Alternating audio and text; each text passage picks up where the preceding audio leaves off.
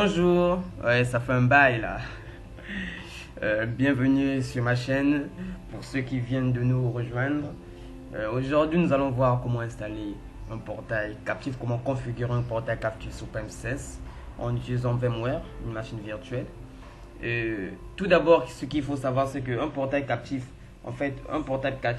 il force les clients d'un réseau d'afficher une page web d'authentification avant de pouvoir se connecter à Internet. Et cela, c'est, comme on peut dire, c'est une sécurité aussi. Voilà, nous allons débuter. Ça, c'est notre machine PEM16. Si on peut voir là que voici notre adresse 192.168.10.1, c'est l'adresse de notre PEM16. Et nous allons aller sur notre machine cliente. Ici Windows 11 que j'ai eu à installer et je l'expérimente aussi en même temps. Je vous mettrai la vidéo de l'installation de Windows 11 plus tard. Nous allons aller sur Microsoft Edge. Nous allons taper l'adresse du serveur qui est 192.168.10.1. Tapons sur Entrée. Et voici, nous allons tomber sur la page du PEM16. Par défaut, l'username c'est admin et le mot de passe c'est PEM16. Ça c'est par défaut. Si vous voulez, vous pouvez toujours changer.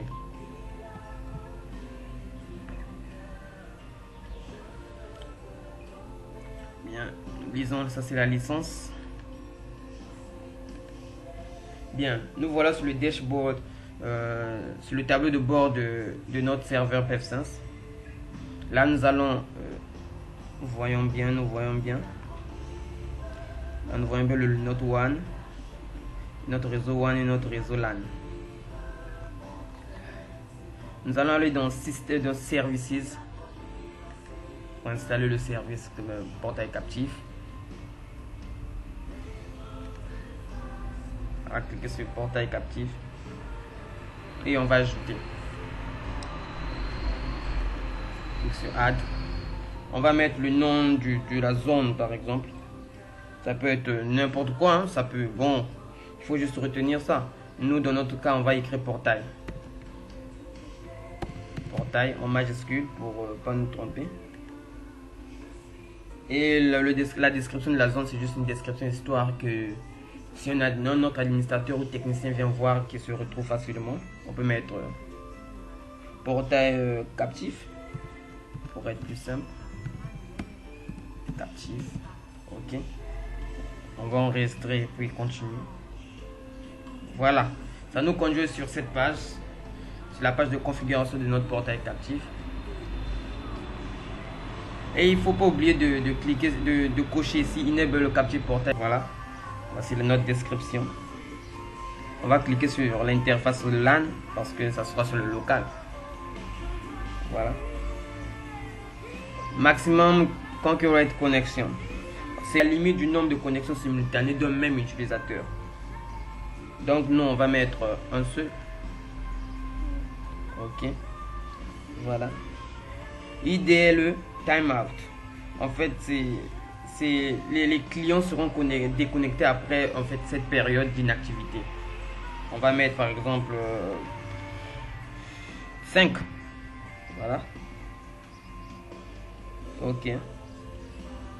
Là, ça ne sert pas. On va cliquer sur oui. Enable Logout Pop-up Windows. En fait, là, c'est lorsqu'on voudra se déconnecter, il y aura une fenêtre de pop-up qui va permettre au client de se déconnecter. On va cliquer sur ça. Voilà. Et on va définir aussi une pré-authentification Redict URL. Ça permet aux visiteurs, en fait les visiteurs qui ne seront pas dirigés vers cette URL après authentification, que si le portail captif ne sait pas où les rediriger. En fait, en gros, c'est que lorsque vous allez cliquer, par exemple, vous allez faire une recherche sur un site qui n'existe pas ou un site qui est HS, en fait, ça va rediriger vers cette adresse. Donc, nous, c'est de préférence, on peut mettre Google, HTTP. On va mettre Google. Donc, voilà. After authentification, redirection URL. Quand on se connecte sur le portail captif, dès qu'on s'authentifie, on va directement se rediriger sur cette page. Donc c'est mieux de mettre la page Google pour tout le monde. http google.com. Voilà. Descend.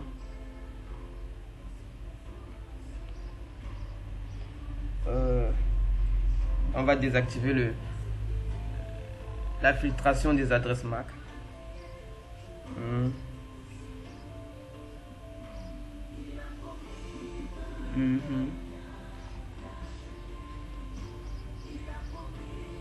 Voilà.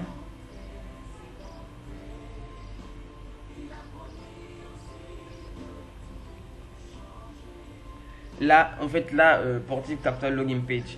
Ici, c'est pour configurer, par exemple, les images. Là, nous sommes au local, c'est juste un test, c'est juste pour montrer comment faire. Pour ceux qui sont en entreprise, par exemple, ceux qui ont le logo de leur entreprise, une image quelconque, c'est là que vous devez activer ça, ici. Et ensuite, vous choisissez, vous cliquez sur Choose File pour choisir l'image. Voilà, nous, vu qu'on n'en a pas, on clique pas.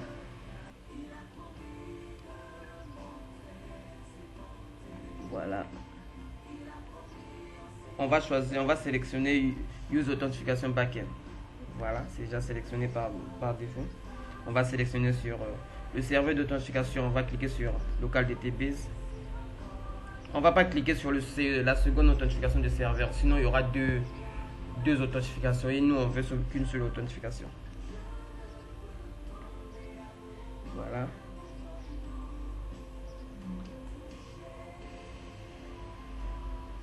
Et ensuite on clique, dès que tout est bon, on clique sur Save. Voilà notre portail captif installé. Nous allons maintenant à présent ajouter des utilisateurs pour accéder à ce portail. Ça c'est plus utilisé dans les entreprises, dans des écoles.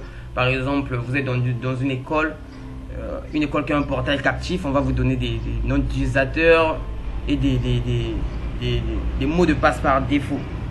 On peut utiliser le même mot de passe pour tout le monde, ça sera beaucoup plus facile, mais les noms d'utilisateurs vont changer. Pardon, et là ça sera beaucoup plus facile. Voilà, donc là on va aller sur Système, User Manager.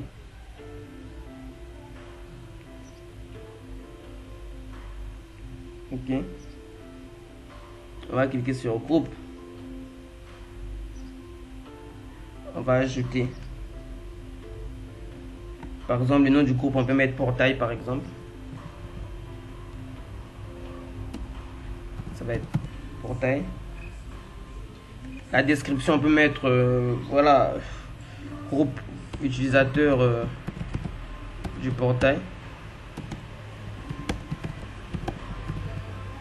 Voilà.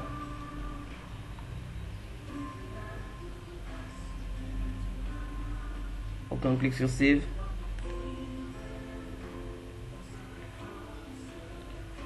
Et ensuite là, ça va nous rediriger vers ici. Et on va cliquer sur le petit stylet là. Edit Group. Pour assigner les privilèges. Cliquer sur Add. On va chercher User Services Captive Portal Login. En fait, ce groupe va avoir ce privilège là de se connecter au portail captif. Ce groupe va être spécialement seulement pour la connexion au portail captif. Donc tous les utilisateurs qui vont être dans ce groupe pourront se connecter au portail captif. C'est là. Voilà.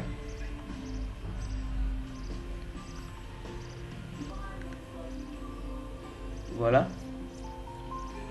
Et là maintenant on va ajouter un utilisateur. On va dans User. Là, on va cliquer sur Add. Ok. Par exemple, là, notre utilisateur, on peut l'appeler une 11 plutôt. Une 11 pour notre machine Windows 11. On va mettre le mot de passe. On confirme le mot de passe. Full name, ça on peut l'essayer, ça, il n'y a pas de souci. Voilà. On clique là, c'est les groupes membership. Il appartient au groupe portail. On va le faire parce que là, par exemple, c'est écrit not member of. Là, il n'appartient pas à ces deux groupes. Là, c'est les groupes auxquels il appartient. Là, on voit bien il appartient au groupe. Or, nous, on a fait en sorte que le groupe portail, soit le groupe où les utilisateurs vont pouvoir se loguer au portail captif. On va cliquer sur portail et on va cliquer ici. Et voilà, là, il appartient maintenant au groupe portail. On clique sur save. Voilà, c'est enregistré. Maintenant, ce qu'on va faire, là maintenant c'est bon, je pense. Là maintenant, ce qu'on va faire, qu'on va cliquer ici.